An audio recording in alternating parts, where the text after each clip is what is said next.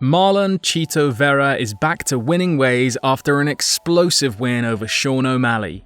Having won 6 of his last 7 fights, with the loss coming from a close decision, Vera is in a prime spot to break into the top 15 amongst a wealth of talent in the Bantamweight division. This leaves the question, where does he go from here? Though there are no gimme fights in the top 15, there are certainly opponents who match up well for Vera.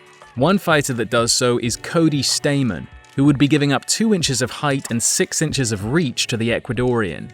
This is advantageous for Vera, as he may find it easier to close the distance and engage Stamann in the clinch, where he does some of his best work. Stamann also keeps his hands low during striking exchanges, relying on his solid head movement and footwork to evade shots. This could prove risky against Vera, who isn't shy to throw a head kick. 24% of his significant strikes landed are leg kicks, which he uses to set up the roundhouse up top. However, they are well matched on the feet, which could see Stamann look to cause Chito problems with his wrestling, having completed 1 of every 3 takedown attempts since joining the UFC. Beating the Spartan would certainly move Vera into the top 10 and cement his place amongst the top fighters in the division.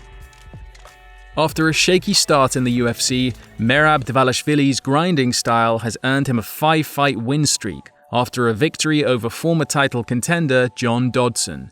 Marlon Vera's black belt level jiu-jitsu would surely come in handy against the unrelenting pressure of the Georgian, and would make him think twice about shooting for a takedown.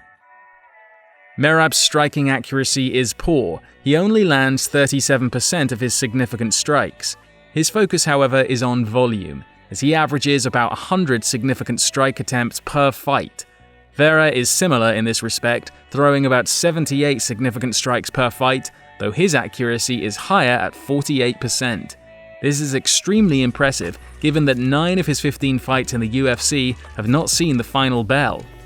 A stand-up fight between these two could very well break a strikes thrown record. Vera would probably aim to keep the fight standing and look to catch Merab as he shoots for a takedown. After hinting at a desire to fight Sean O'Malley, Merab may well be wishing to fight the man that beat him.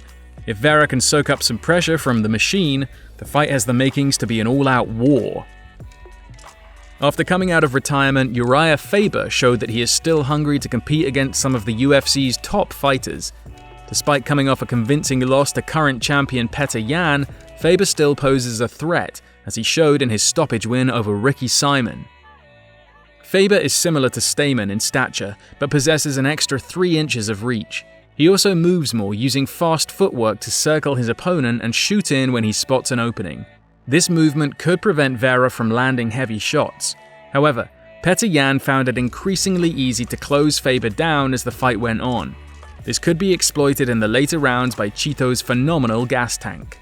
Faber also has solid wrestling, which hasn't been on display since his return, but by all means could be used to slow the explosive attacks of Vera. We can almost be certain that a fight between the rising star and UFC Hall of Famer would be an instant classic. Now a 15-fight veteran of the UFC, Marlon Vera has solidified his spot as one of the most exciting fighters in the division. He will be hoping to add some of O'Malley's momentum to his own profile, potentially securing bigger fights in the near future. Chito has by all means proved that he has the skills to be a top contender. We'll soon get to see how those skills match up against the talent-stacked bantamweight division.